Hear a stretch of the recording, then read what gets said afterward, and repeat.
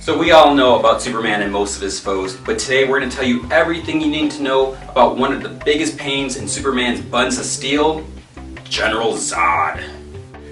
There have been many different versions of General Zod over the years. Most people are familiar with Tara Stamp's portrayal in 1978's Superman the movie.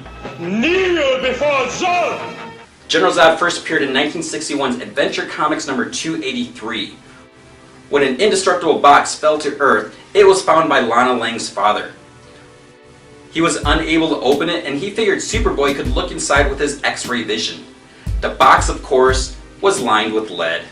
Superboy was able to read an inscription written in Kryptonese stating the box was sent into space 20 years ago before Krypton blew up. The inscription also had a warning, so Superboy took the box somewhere else to open it safely. One item inside was a thought projector, and it revealed the other item was a phantom zone projector used to banish criminals on Krypton. He was able to learn about General Zod's trial for trying to overthrow the government. Zod was sentenced for 40 years in the Phantom Zone and vowed he'd enslave all of Krypton.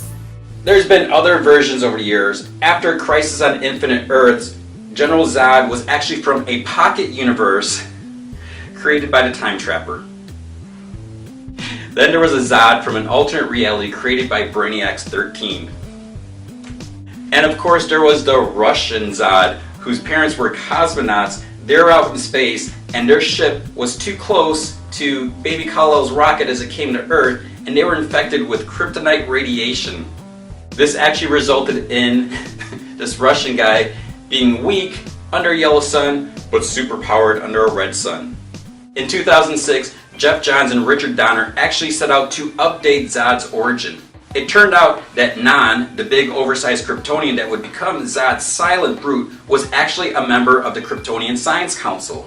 He was also a former teacher and friend to Jor-El, Superman's dad. After analyzing Jor-El's findings, Non agreed that Krypton was in danger. He concluded that Krypton would be destroyed within 90 days. Unfortunately, the council believed this to be heresy, and they ordered the army to come in and arrest them. It was actually General Zod that ordered Ursa to place them under arrest. Jor-El secretly worked on trying to produce more evidence to convince the council, and he was also working on a prototype rocket.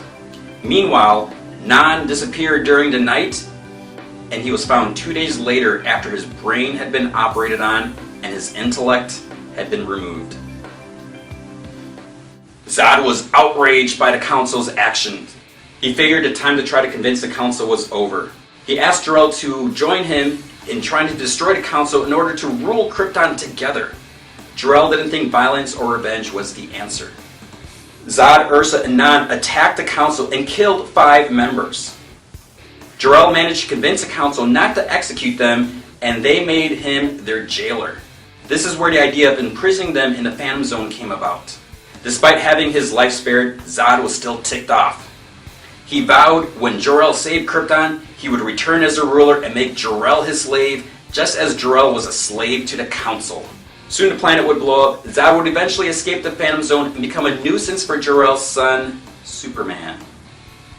The two will face each other once again on the big screen as Michael Shannon is set to portray Zod in Man of Steel.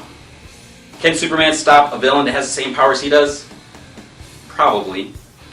So stand proud with the knowledge you now have, and watch out for those pocket universes.